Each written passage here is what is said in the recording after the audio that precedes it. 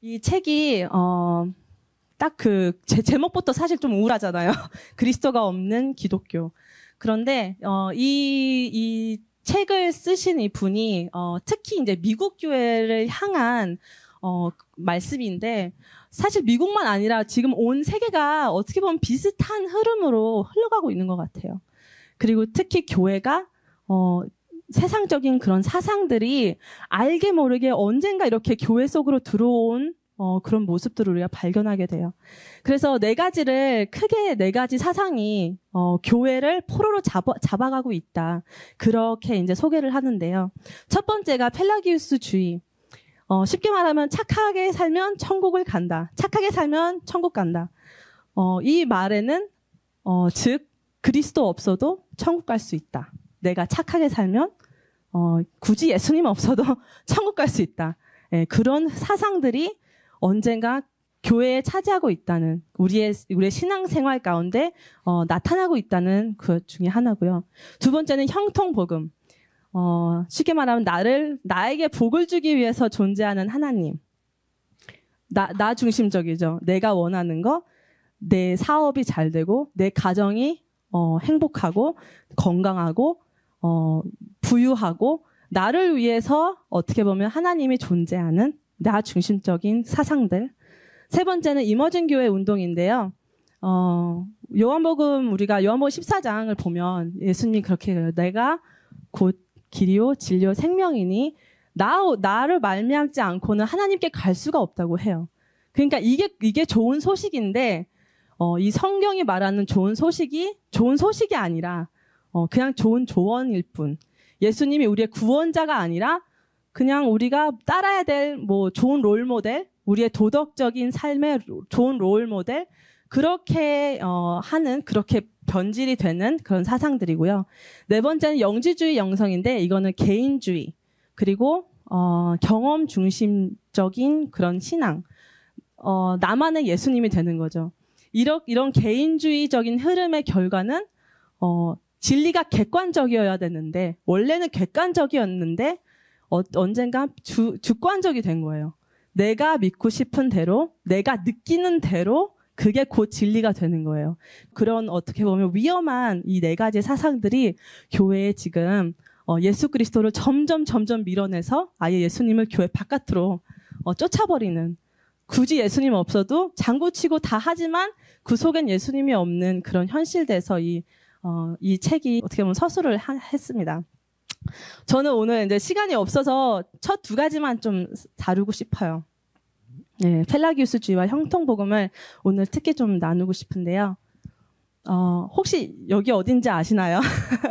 아는 분은 알 거예요. 네, 레이크 처치라고 미국에서 가장 큰 교회 중에 하나예요. 예. 출석하는 교인만 52,000명이라 그러고요. 그거는 인터넷을 통해서 이렇게 주일마다 영상을 보고 설교를 보고 그 사람들을 포함하지 않는, 주일에만 예배가 6, 7개가 된다는 그런 교회예요. 여기서 담임 목사님이 조엘 오스틴이라고, 혹시 긍정의 힘, 혹시 다들 들어보셨나요? 네, 그 책을 쓰신 저자가 바로 이 교회 목사님이세요. 언제부턴가 이 교회에 이렇게 사람들이 아주 몰려들기 시작했어요. 예. 근데 과연 왜 이 교회에 이렇게 사람들이 몰려볼까 해가지고 참 많은 연구들을 이제 시작됐는데, 이 조엘 오스틴의 목사님께서 하신 말씀이세요. 당신도 최선을 다하고 하나님의 말씀을 쫓아 옳은 일을 하려는 열망이 있다면 하나님이 당신을 기뻐하시리라고 확신해서 좋다. 하나님은 우리가 더 개선되길 원하시지만 또한 우리 모두가 약하다는 것도 아신다. 우리가 최선을 다하는 한 실수를 하거나 실패를 해도 정죄감 속에서 살지 않아도 된다. 솔직히 이것은 당신의 무엇을 했거나 하지 않았다는 데 달린 문제가 아니다. 하나님 자신의 속성 때문에 사랑하신다. 왜냐하면 하나님은 사랑이시기 때문이다. 딱 이 말씀을 들었을 때 어떤 느낌이 드세요? 네, 너무 좋아요. 위로가 되고 너무 은혜스러워요.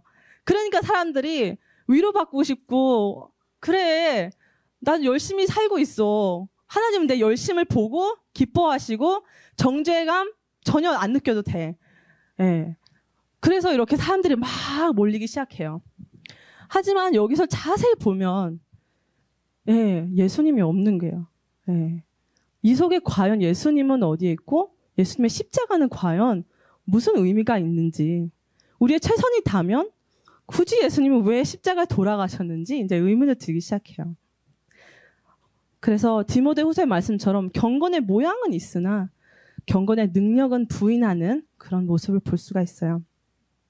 하지만 이게 이 교회뿐만 아니라 우리 모두 안에 존재하는 유혹 중에 하나인 것 같아요. 난 열심히 살고 있어.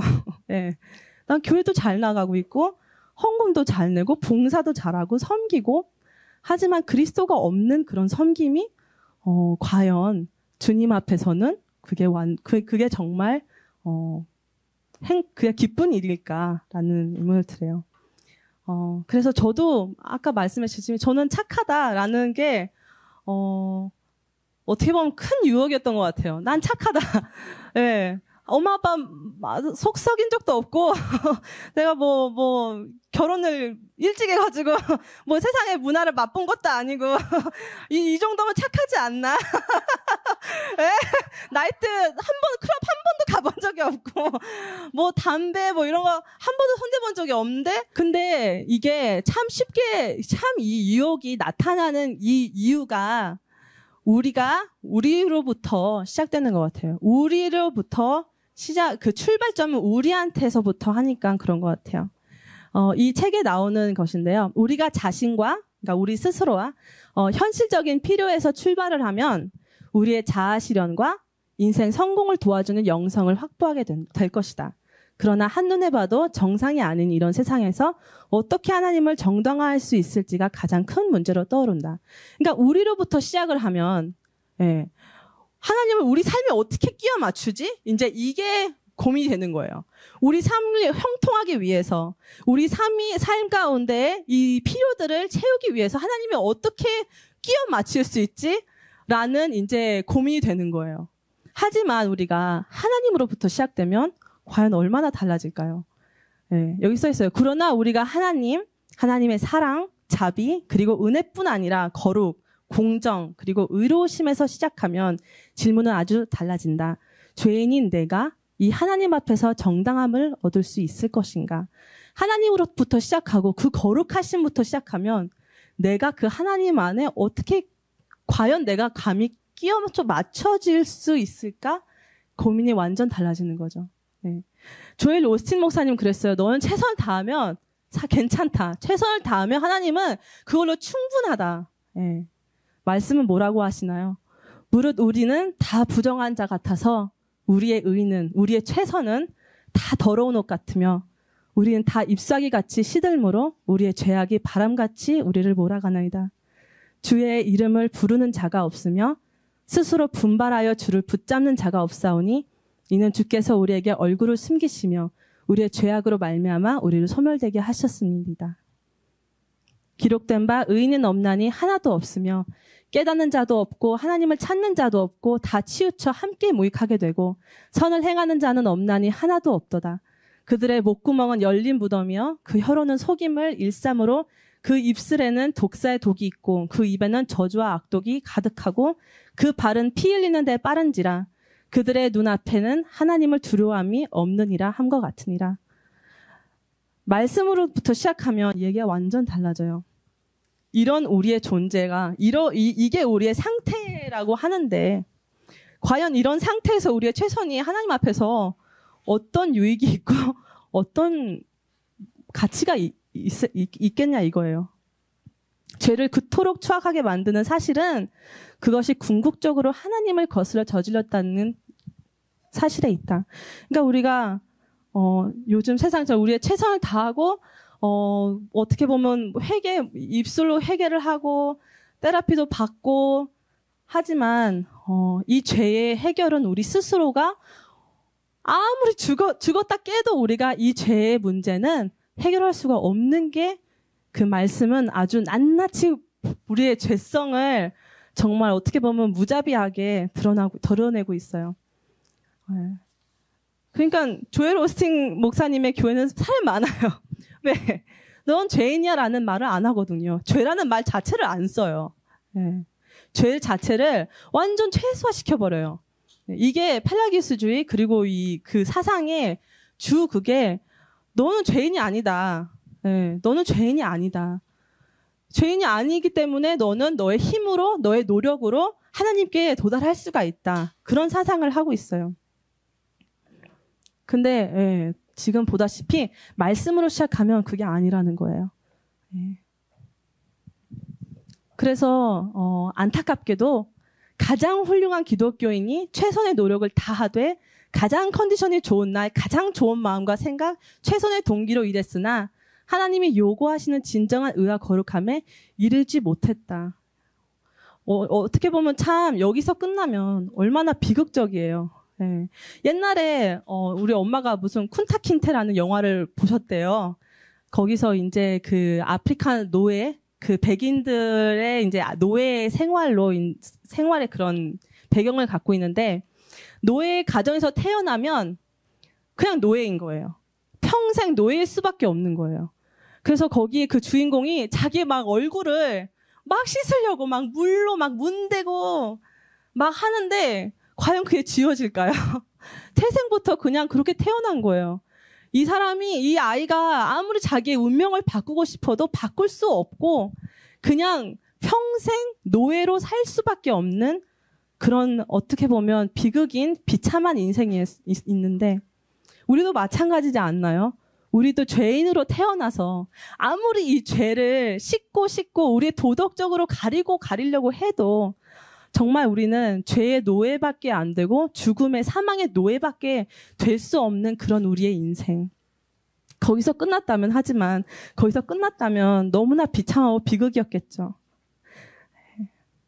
하지만 우리는 모두 다 아시다시피 굿뉴스를 받잖아요. 나쁜 소식이 있다면 좋은 소식을 받았죠. 죄인들을 사랑하시기 위해 자신의 거룩한 성품을 깨뜨리지 않으시고 오히려 하나님은 율법을 완성하고 우리 대신 심판을 당하도록 자신의 아들을 내어주셨다. 하나님이 자신의 공평을 스스로 만족시키시고 자신의 아들의 삶, 죽음 그리고 부활을 통해 우리를 자신에게로 화해시키셨다는 것이다. 네. 조엘 오스는 그랬어요. 하나님은 사랑이시다. 네. 사랑이시기 때문에 죄인 우리의 모습을 그냥 그대로 받아주신다. 하지만 우리 하나님은 그렇게 얄팍한 분이 아니세요. 예. 우리 하나님은 사랑이시지만 그 동시에 하나님께서 공평하신 하나님이신데 우리는 참 많이 그렇게 말하는 것 같아요. 이렇게 사랑의 하나님이 어떻게 우리를 심판해? 사랑이신데. 예. 근데 반대로 생각해보면 하나님은 공평하신데 감히 왜 우리를 왜 용서하나? 그거는 우리는 생각하기 싫은 거예요. 그거는 우리가 듣고 싶기 싫은 거예요. 우리는 죄인이 아니기 때문에. 예. 우린 착하기 때문에. 예. 하지만 복음은 이거예요. 예. 하나님께서 공평하심과 사랑을 동시에 이루시고 완성시켰다는 거. 예. 우리가 안 되니까 본인이 우리 스스로 내려와서 우리의 모든 값을 치러주셨다는 거. 여기에 정말 그 은혜가 있는 것 같아요. 여기에 굿 뉴스가 있는 것 같아요. 예, 이 세상에 말하는 것처럼 우리의 노력으로 정말 우리 알잖아요. 아무리 노력해도 월요일 되면 또 짜증나고 또 넘어지고 예, 그렇잖아요. 토요일 되면 또 죄인처럼 들어오고 그렇잖아요. 예, 근데 이 사실이 정말 이 복음의 이 능력이 우리가 삶 가운데 계속 리마인드 할 필요가 있는 것 같아요. 그래서 이 복음이 무엇이냐? 이사야 64장을 아까 나눴잖아요. 우리의 그 의로움도 더러운 걸레밖에 안 된다는 거. 이사야 65장은 이렇게 말해요. 나는 나를 구하지 아니하던 자에게 물음을 받았으며 나를 찾지 아니하던 자에게 찾아냄이 되었으며 내 이름을 부르지 아니하던 나라에게 내가 여기 있노라 하였노라. 곧 예수 그리스도를 믿음으로 말미암아 모든 믿는 자에게 미치는 하나님의 의는 차별이 없느니라. 모든 사람이 죄를 범하였음에 하나님의 영광에 이르지 못하더니 그리스도 예수 안에 있는 속량으로 말미암아 하나님의 은혜로 값없이 의롭다 하심을 얻은 자 되었느니라. 하나님은 세상을 이처럼 사랑하사 독생자를 주셨으니 이는 그를 믿는 자마다 멸망하지 않고 영생을 얻게 하려 하심이라. 하나님이 그 아들을 세상에 보내신 것은 세상을 심판하려 하심이 아니요 그로 말미암아 세상에 구원을 받게 하려 하십니다. 아멘. 이게 복음인 것 같아요. 네. 이 복음의 능력이 있고 이 복음의 능력이 우리의 삶을 계속해서 움직여주고 변화시킬 수 있는 힘을 갖고 있는데, 네. 근데 그 능력이 왜 우리 삶 가운데 그닥 발휘되지 않게 느껴질 때가 많지 않나요? 네. 아니, 분명히 하나님께서 그랬잖아요. 진리는 너희를 자유케 하리라 하는데 아직까지 우리는 이 세상에 묶여 사는 것 같아요. 뭔가 돈에 계속 끌려당한 느낌? 그렇지 않나요? 네, 우리에게 구원을 주시고 정말 이것을 이루어 가시는 복음의 능력이 있는데 왜 여전히 우리는 이렇게 노예처럼 살고 있을까라는 의문을 들었는데 이 책에서 제가 가장 어떻게 보면 회개했던 점이 바로 다음이에요. 복음을 익숙하게 받아들이지 않는 곳에서도 복음은 종종 목적을 이루는 수단이 된다. 이러한 목적에는 개인적인 혹은 사회적인 변혁, 이웃사랑과 봉사, 그리고 그 자체가 복음이 끼친 놀라운 영향인 어떤 다른 것들이 있다. 그러나 그리스도의 복음은 더 큰, 더 적실한 어떤 것을 향해서 나가기 위한 디딤돌이 아니다. 제가 이 부분을 읽었을 때 참 많이 생각을 하게 됐어요. 그리고 참 많이 회개하게 됐어요. 왜냐하면 우리가 이게 복음이 하면 다 아는 사실이잖아, 사실. 그래, 예수님 날 위해서 죽었어. 다 아는 사실이지만 그냥 이미 아는 거기 때문에 그거 이제 수단이 되는 거예요. 이게 다른 걸로 가기 위해서 그냥 순환이 되는 거예요. 예. 그건 이미 아는 거고 이제는 내 삶에 그럼 어떻게 살지? 다시 한번 포커스가 또 우리한테 오는 그 모습. 하나님께서 우리 안에 스스로 고민하고 노력해도 안 되기 때문에 우리 바깥에서 예수님을 보내주셨는데 예수님을 통해서 또 우리 자신을 바라보고 있어요. 그래, 예수님이 오셨으니까 그럼 또 나 어떻게 행복하게 살지? 그럼 나 또 이 땅 가운데 어떻게 잘 먹고 잘 살지? 다시 한번 또 복음조차도 우리를 위해서 그냥 인용을 하고 있더라고요. 예. 이게 정말 저한테는 너무나 크게 다가오는 거예요. 그러기 때문에 능력이 없는 거예요. 왜냐하면 또다시 나는 나를 보고 있기 때문에 또다시 내가 이루려고 막 노력을 하기 때문에 그래서 능력이 없구나. 복음이 능력이 있는데 내가 막 하려고 하니까 그리스도 밖에서 복음 밖에서. 그래서 복음을 우리가 받았지만 들었지만 여전히 우리는 우리를 위해서 사용하고 우리를 위해서 우리를 바라보고 있는 그런 모습들을 봤어요. 하나님의 구속 드라마에 등장하는 새로운 인물이 되려 하기보다는 하나님을 우리의 인생에서 동기를 부여해주는 조연쯤으로 여기는 경향이 두드러지게 나타난다. 또한 성경, 복음이 나타나는 그 그리스도의 구속하는 사역에 중심을 둔 우리의 이야기를 완전히 개작하는 하나님의 이야기인가? 아니면 우리의 이야기를 좀 더 흥미진진하고 구수하게 만들기 위해 활용하는 그 무엇인가? 다시 한번 그 복음, 그 말씀을 내 삶에 다시 끼워 맞추려고 하는 그런 우리의 모습들을, 나의 모습을 발견하게 되었어요.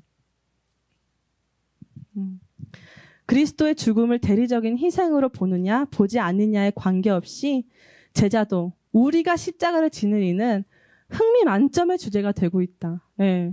어딜 가서 사실 우리는 예수를 믿고 예수님이 우리의 주예요라고 말을 하지만 우리 삶 가운데 사실 누구 대해서 더 많이 말해요? 예수님 대해서 말해요? 우리에 대해서 말해요? 네. 우리 힘든 일만 너무 흥미진진해요. 막 하루 밤새도록 말해도 지치지를 않아요.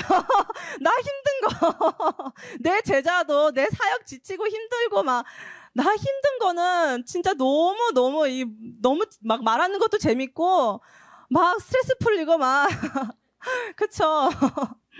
그러니까 우리가 십자가를 바라봐야 되는데 십자가는 그거는 이미 아는 거고 내 십자가가 중요한 거예요. 또 내 제자도가 또 중요하게 되는 거예요. 네.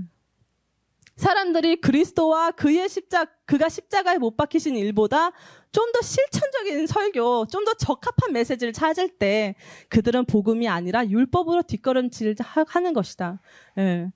참 이게 너무 우리 마음을 찔리는 것 같아요. 복음은 다 아는 것이고 우리 삶이 어떻게 또 나아질 수 있어요. 그런 메시지, 나한테 좀 맞는 메시지 좀 해주세요. 나를 위로해주고 내 귀를 좀 긁어주고 그런 메시지를 우리가 바라고 있을 때 그리스도는 또 그 자리에 안 계신다는 거죠. 또 그 자리에는 우리만 남는 거죠.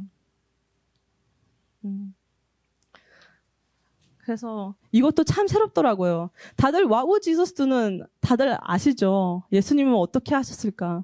근데 이거를 자세히 생각해 보니까 그건 거예요. 그럼 나는 어떻게 살아갈 것인가?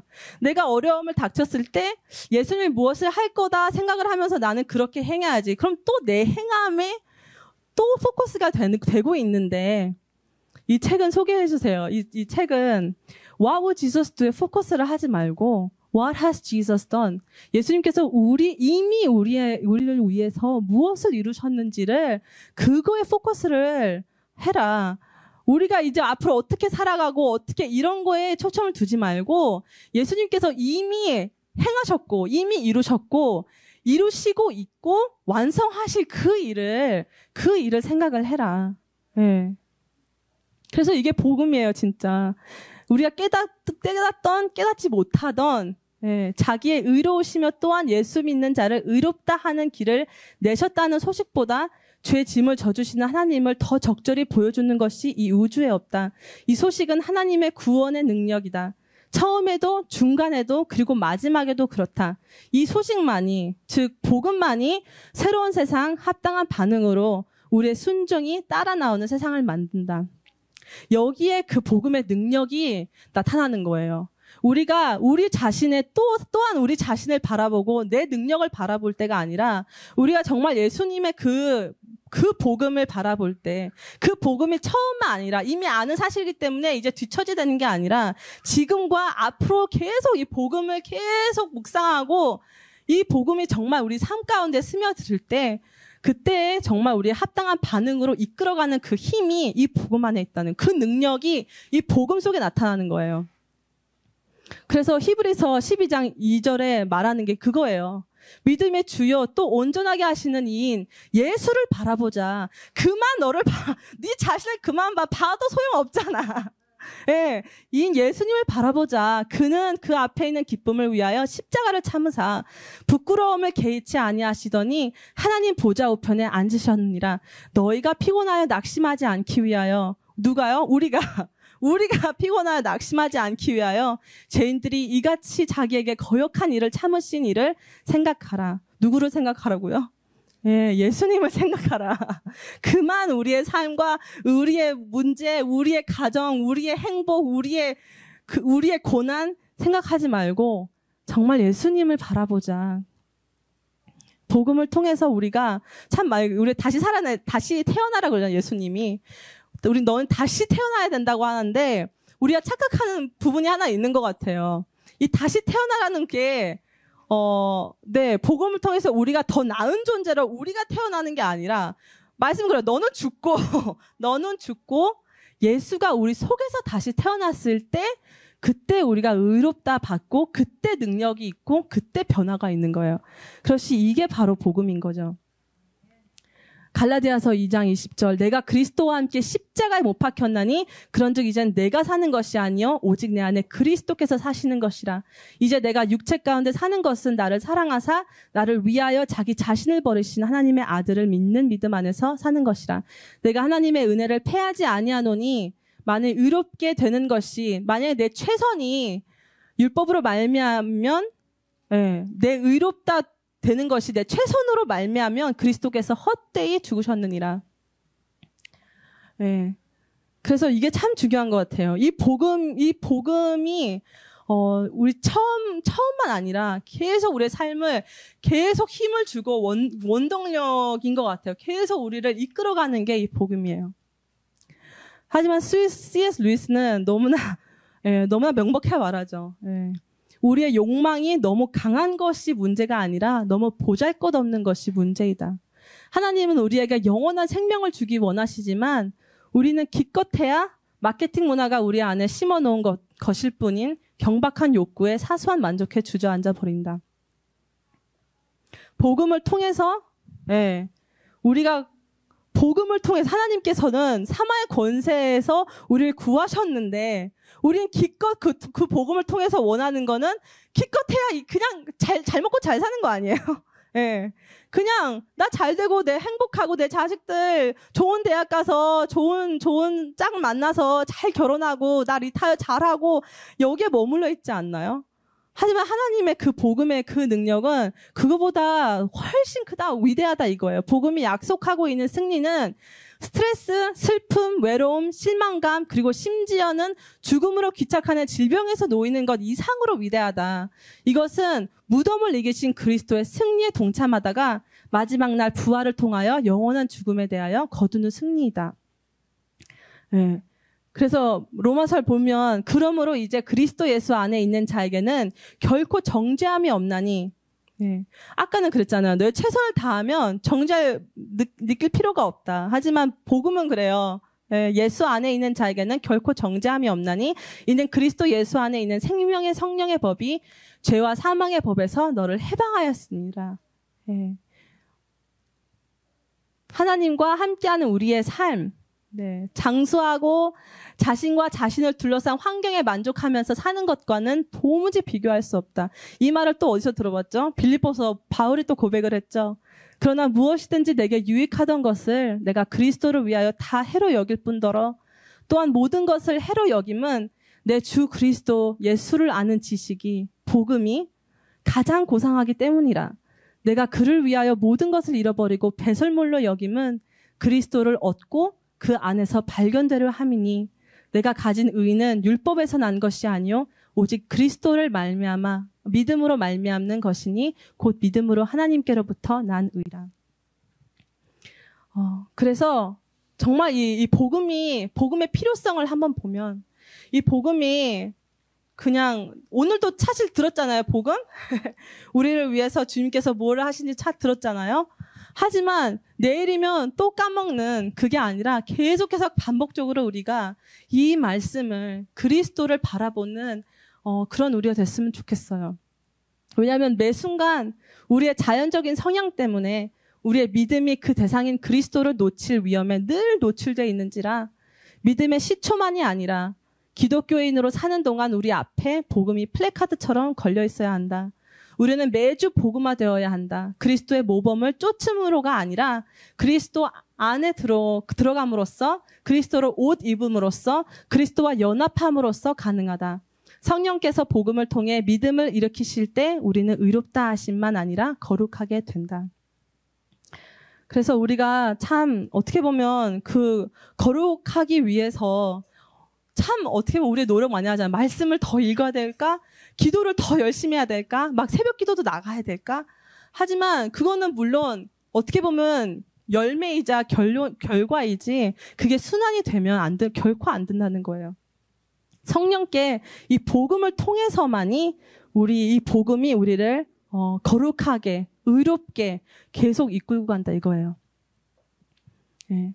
그리스도와 함께 그러니까 복음으로 시작하라. 그러면 성화는 덤으로 얻는다. 그리스도와 더불어 시작하고 다른 무엇으로 옮겨가 보라. 그러면 둘 다 잃는다. 이걸로 한번 끝내고 싶어요. 이 네일 포스맨이라는 어떤 유대인 학자인 것 같아요. 근데 이분이 종말에 대한 두 가지 시나리오를 비교를 했어요. 종말 하면 어떤 그림이 떠오르시나요? 종말을 하면 어떤 그림이 떠오르시나요? 어두움. 어둡고 무섭고, 예, 그쵸? 맞아요. 우리가 좀 이렇게 어떻게 보면 전체로 많이 아는 그 종말의 시나리오가 이 조지 오웰의 그런 거예요. 네. 전체주의적인 사회. 그러니까 국가가 아니면 어떤 한 사람이 개인을 억압하는 사회. 예. 그런 종말의 시나리오가 어떻게 보면 많은 사람들이 이 이미지를 갖고 있는 것 같아요. 막 예수님 믿고 싶은데, 뭐 성경책 읽고 싶은데 다 불태워버리고 막 죽여버리겠다고 하고 막 그런 사회. 예. 하지만 또 다른 사회가 있어요. 또 다른 그림, 시나리오가 있어요. 그거는 알더스 헉슬리의 시나리오인데요. 자기 스스로 부과한 포로 상태. 자기가 스스로 자기 발로 포로가 되는 그런 상태예요. 그래서 조지 오웰은 금서령 내리는 사람들을 두려워했어요. 책을 못 읽게 하고 책을 못 쓰게 하고 그런 사람들을 두려워한 반면 헉슬리는 책을 읽으려는 사람이 없기에 금서령을 내릴 이유가 없어지는 사회를 더 두려워했어요. 오웰은 종말의 시나리오를 우리에게서 정보를 차단하는 사람들이 두렵다고 말했지만 헉슬리는 너무나 많은 정보를 줘서 우리를 수동적이고 자아중심적인 인간으로 만드는 그런 자들이 더 무섭다고 말했어요. 오웰은 진실이 우리에게 은폐되는 것을 두려워했지만 헉슬리는 진리가 고리타분함의 바다에 익사하는 일을 두려워했고요. 오웰은 우리가 문화에 예속될까 두려워했는데 헉슬리는 우리가 사소함의 문화에 빠지고 감각적인 예술 작품, 흥청망청거리는 성, 그리고 목적 없이 이어지는 카드 게임에 사로잡힐 것. 지금 세상을 바라보면 어느 쪽인가요? 네, 너무 흡사하지 않나요? 저 소름 돋았다니까 이거 읽으면서 너무 흡사해가지고 성경책이 널렸는데 아무도 읽으려고 하는 사람이 없고 정보가 너무 많아서 우리 진리가 그 중에 그냥 떠밀려가고 없어지는. 예. 그리고 진리가 이제 너무 고리부타네요. 다 아는 거야. 이미 들었어. 옛날 얘기야. 아무도 관심을 안 주는. 예. 그리고 문화 예속될까가 아니라 진짜 우리가 너무 그 문화를 즐기고 있는 그 모습들. 디모데 3장 1절에서 5절에 이렇게 말해요. 너는 이것을 알라. 말세에 고통하는 때가 이르러 사람들이 자기를 사랑하며 돈을 사랑하며 자랑하며 교만하며 비방하며 부모를 거역하며 감사하지 아니하며 거룩하지 아니하며 무정하며 원통함을 풀지 아니하며 모함하며 절제하지 못하며 사나우며 선한 것을 좋아하지 아니하며 배신하며 조급하며 자만하며 쾌락을 살아가기를 하나님 사랑하는 것보다 더하며 경건의 모양은 있으나 경건의 능력은 부인하나니 이 같은 자들에게서 내가 돌아서라. 참 회개해야 될 것은 지금 세대가 이래요. 지금 딱 이래요. 자기를 너무 사랑하고 돈과 쾌락, 하나님보다 더 사랑하고 정말 이런 세상 가운데 멀리하라고 하는데 더 무서운 거는 우리 자신의 이 모든 것들, 여기 있는 이 모든 것들이 우리 자신 속에서도 발견할 수 있다는 게 더 두려운 일인 것 같아요. 그래서 지금 정말 이 세상을 탓하고 비난하고 비판할 때가 아니라 우리 속에 같이 우리 속에서도 똑같이 존재하고 있는 이런 것들을 우리가 잘 발견하고 분별하고 우리의 힘으로는 안 되지만 그렇잖아요. 어떤 그 제자가 와가지고 그 부자인 사람이 와가지고 예수한테 영생을 어떻게 하면 얻을까요? 했는데 예수님 어떻게 보면 결론적으로는 그 제자가 슬피 돌아갔는데 제자들이 그러잖아요. 아니 그러면 과연 누가 구원을 받을 수 있어요? 할 때 예수님이 대답을 하세요. 사람은 못하나 하나님은 하실 수 있다 이거예요. 우리는 못하나 하나님은 하실 수 있고 이미 이루셨어요. 사실 십자가에 이미 이루셨어요. 그리고 우리 삶 가운데 계속 이뤄나가고 계세요. 그래서 우리 교회 그리고 우리가 정말 그리스도 중심인 교회 LA에만 몇 교회더라? 1300 교회가 있대요. 여기 가주에만. 그리고 올림픽길만 이렇게 가면 참 교회들은 많아요. 그렇죠? 근데 우리가 그냥 그 1000몇 교회 중에 하나가 아니라 정말 우리 이 사랑의 동산교회는 정말 그리스도 중심적 복음 중심적인 교회가 됐으면 좋겠고 우리도 또한 우리의 힘과 노력으로 사는 것이 아니라 정말 이 복음이 그냥 순환이 아니라 이 복음이 처음과 중간과 끝이 될 수 있는 그런 우리 모두가 됐으면 좋겠습니다. 아멘. 네.